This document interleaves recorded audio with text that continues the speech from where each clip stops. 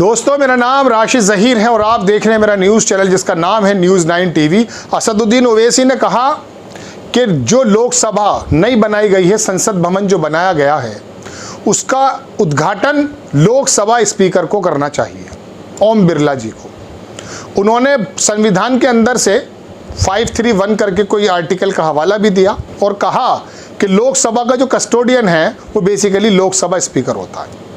लेकिन प्रधानमंत्री जी कर रहे हैं, कौन रोक सकता है साहब। लेकिन अब इसका बहिष्कार किया है 19 पार्टियों ने। मैं आपकी स्क्रीन पर लगाऊंगा। मैंने उन पार्टियों को बड़ा गौर से देखा दर्शकों। उसके अंदर प्रधानमंत्री नरेंद्र मोदी जी तमाम पार्टियों के लोगों को इनवाइट कर रहे हैं कि हम उद्घाटन कर रहे हैं 28 मई को, आप आइए। 19 पार्टियां जो विपक्ष की हैं उन्होंने कहा साहब अगर आप करेंगे, राष्ट्रपति को नहीं करेंगे तो हम नहीं आएंगे। अब ये बिल्कुल जारी हो चुका है। लेकिन 19 पार्टियों की जो वो सेकुलरिज्म के पुजारी जैसे कहा करते हैं असदुद्दीन ओवैसी साहब, उसके अंदर उत्तर प्रदेश की RLD तो है, बहुत छोटी छोटी सी पार्टियां भी हैं जो मैंने भी पहली बार ही सुना दर्शकों। लेकिन उन 19 पार्टियों में विपक्ष के उस, मैं कह रहा हूँ, मंच पर असदुद्दीन ओवैसी को नहीं बुलाया गया। उनसे नहीं कहा गया कि आप भी आइए और आपका नाम हम मेमोरेंडम में डाल देते हैं कि हम बहिष्कार करते हैं इस उद्घाटन का। क्यों? जिस पार्टी के 7 विधायक, 2 MLC और 2 लोकसभा के मेंबर लोगों की परेशानियों को दूर करते हैं अपने जाकर के, वहीं जो उनका हेड ऑफिस बना हुआ है, उन लोगों को आप अपने साथ भी नहीं लगाना पसंद करते।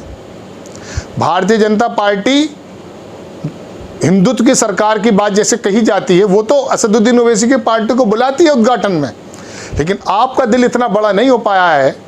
कांग्रेस आई हो, समाजवादी पार्टी और बाकी तमाम विपक्षी दल, मैं अभी आपको नाम दिखा के सुनाऊंगा, इन लोगों ने नहीं कहा। असदुद्दीन ने कहा कि यार हम अछूत हैं। चलिए, ये तो असदुद्दीन ओवैसी की बात हो गई। अब मैं आपसे मुखातिब हूँ दर्शकों।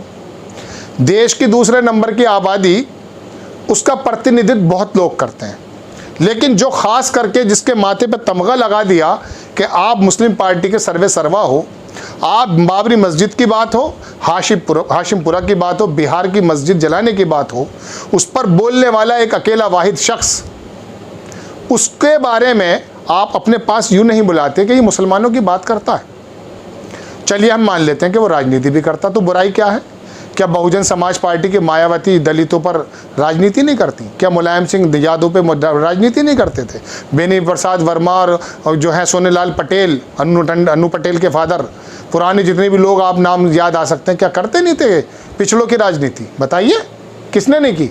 अगर ये मुसलमानों पे जुल्म होते हुए देश के दूसरे नंबर की आबादी का नेता, जिसे उसकी आबादी ने ही पीछे डाल रखा है, वो अगर बात कह रहा है तो उसे आप अपने साथ भी नहीं रख रहे एक ऐसी चीज़ में जो आपका कॉमन एजेंडा है, यानी कि आपको बहिष्कार करना है, वो भी यही बात कह रहा है शख्स। लेकिन आप में उसमें इतना फ़र्क है कि वो पढ़ा लिखा वकील कहता है संविधान के मुताबिक राष्ट्रपति को भी नहीं करना चाहिए, संसद का कस्टोडियन जो है लोकसभा स्पीकर है उसको करना चाहिए। वो संविधान की दुहाई देता है, उसे आपने फिरका परस्त बना के साइड में कर दिया है। तो भारतीय जनता पार्टी कम से कम इस बारे में बेहतर हो गई कि उन्होंने असदुद्दीन को तो बुला लिया, वरना वो भी कहते नहीं आप मुसलमानों की बात करते हैं, आपको इनविटेशन नहीं देंगे और आपका केबिन भी अलग बना देंगे लोकसभा में। लेकिन उन्होंने ऐसा नहीं किया। आप सेकुलरिज्म की बात करने वाले, कमज़ोर की बात करने वाले, मुसलमानों की बात करने वाले, दलितों की बात करने वाले एक नेता को साथ नहीं रख सकते। जबकि आपने एक ऐसी ऐसी पार्टियों का, मैं लगा देता हूं साइड में, मैं पढ़ कर सुनाता हूं आपको दर्शकों। शीतल पी सिंह उन्होंने डाला था वो कि कैसी कैसी वो पार्टियां हैं। लेकिन वो पार्टियां आप देखिए दर्शकों, वहां पर उनके नाम भी पहली बार आप देखेंगे कि क्या क्या नाम उनके थे। देखिए, ये पूरा का पूरा लिखा कि देश की संसद के नए भवन का उद्घाटन है या मोदी जी का निजी गृह प्रवेश, ये अलग बात है। लेकिन उसमें देखिए आप कि कौन कौन सी पार्टी हैं। विदुथलाई, चिरिथगल कच्ची, केरल कांग्रेस, झारखंड मुक्ति मोर्चा, समाजवादी पार्टी, भारतीय कम्युनिस्ट पार्टी, आम आदमी पार्टी, वो जो वहाँ पर दरवल मुन्नेत्र कड़गम, ये तो शायद दरमुख है, सरकार चला रहे हैं। इसके अंदर नीचे देखिए मारू मलारची दरविल मुन्नेत्र कड़गम, नीचे से जाइए रिवोल्यूशनरी सोशलिस्ट पार्टी। आपने नाम सुना है? सुना है नाम? होंगी बड़ी बड़ी पार्टी है, कोई लोग सरकारें भी चला रहे हैं। लेकिन आपको इन 19 पार्टियों में एक AIMIM का नाम नहीं रखना था, क्योंकि इन तमाम पार्टियों को ये मालूम है कि अगर इस आदमी ने, टोपी वाले ने, जो वकील है बाहर से जो पढ़कर आया, ये आदमी अगर मुसलमानों को जगा गया और 20% लोग मुसलमान एक प्लेटफॉर्म पर आ गए तो ये हिस्सेदारी और भागीदारी की बात करेगा। लेकिन आप यकीन मानिए कि जिस प्रकार का ये शख्स है, मैं इनसे कई जगह इख्तलाफात भी रखता हूँ, लेकिन मैंने बहुत गौर से इसका जो है इन्वेस्टिगेट किया। जितनी भी मेरे अंदर अकल अल्लाह ने दी थी, मुझे महसूस ये हुआ कि वाकई कभी कभी भारतीय जनता पार्टी को फ़ायदा पहुँचता है। मैं इसके कैंडिडेट से भी बोला हूँ, इनके जो कई नेता उनसे मेरी बात भी हुई, लेकिन फ़िलहाल तो बात ये चल रही है कि आप लोगों ने शामिल क्यों नहीं किया। फिर बताइए क्या जवाब है आपके पास? किसी ने सवाल भी किया या कोई एक बंदा ऐसा बता सकते हैं जो गोदी मीडिया के अंदर जो इस बात को भी उठा रहा हो कि आपने 7 विधायकों वाली, 2 लोकसभा मेंबर वाली और 2 MLC वाली पार्टी को भी शामिल नहीं किया अपने साथ। लेकिन उसने कितनी संविधान और पढ़ी लिखी अंदाज में बात की कि बाकी लोगों को जाहिल साबित कर दिया। उसने कहा संविधान के मुताबिक लोकसभा के स्पीकर को करना चाहिए, ना कि राष्ट्रपति को। आप तो जज्बाती तकरीर करे जा रहे हैं। अगर नरेंद्र मोदी पर यह आरोप आप लगाते हैं कि वो इतिहास में अमर हो जाना चाहते हैं और अपना नाम हर जगह डालना चाहते हैं, तो आप तो बहुत से लोगों का नाम भी आगे नहीं आने देना चाहते। वो कांग्रेस उस ज़माने में क्या थी जब 2 साल के लिए बनाया गया था मौलाना अब्दुल कलाम आज़ाद को अध्यक्ष, काम किया था उन्होंने, और उसके बाद क्या मुसलमान को चीफ मिनिस्टर बनाने का कोई नाम ले सकता है? अभी कर्नाटक के अंदर दर्शकों सिर्फ डिप्टी CM की बात की थी, हालांकि वो भारतीय जनता पार्टी का वक्फ बोर्ड का मौलाना था, मैंने उसको जो है कंडेम किया।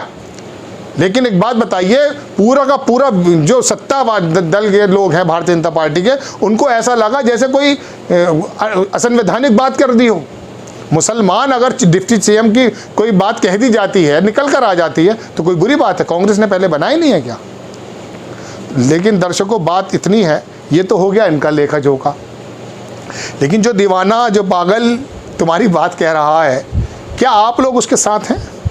1 मिनट में एक वोट आपके हाथ में आएगी और वोट लेकर आप कहेंगे कि सरकार बनाने का, चीफ मिनिस्टर बनाने का ठेकेदार मैं हूं। आप कहोगे यार जीतेगा तो ये है नहीं, बिल्कुल नहीं जीतेगा। लेकिन फिर जीत कौन रहा है? तुम्हारी सारी कोशिशें कैसी कैसी अलग अलग करके रख दी हैं।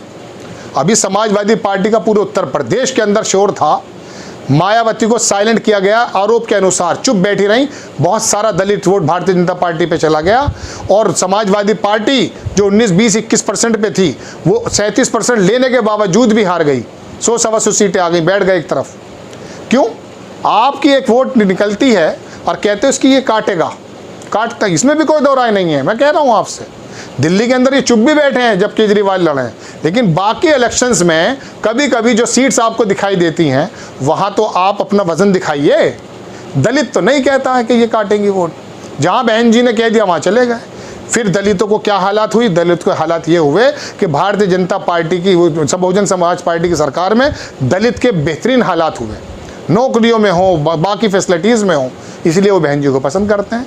अब उसे आपने चपरासी तक तो बनाया नहीं बेचारे को, यहाँ इधर रीजन में वो क्या काम करेगा? कौन से मसले को हल करेगा?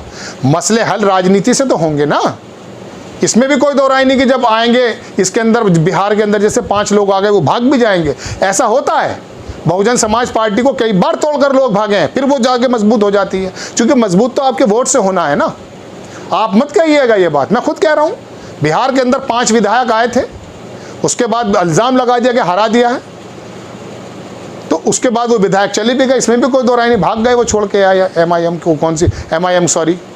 लेकिन आपका काम इतना आगे तक सोचने का नहीं है, आपका काम तो इतना है कि ये संवैधानिक बात करता है, तुम्हारी आवाज़ उस समय उठा लेता है। मुलायम सिंह को क्यों पसंद करते हैं? जब बाबरी मस्जिद का पहली बार फैसला आया था, जब 3 जगह हिस्से में थी, उस समय मुलायम सिंह ने यही तो कहा था दर्शकों कि मुसलमान ठगा हुआ महसूस कर रहा है, जब देश में कोई नहीं बोला था। इसीलिए तो मुलायम सिंह को पसंद करते हैं आप और हम, क्योंकि इंसाफ की बात कह दी थी उस नकारात्मक माहौल में, और ये आदमी बात कहता है, आप इसके साथ खड़े नहीं होते हैं।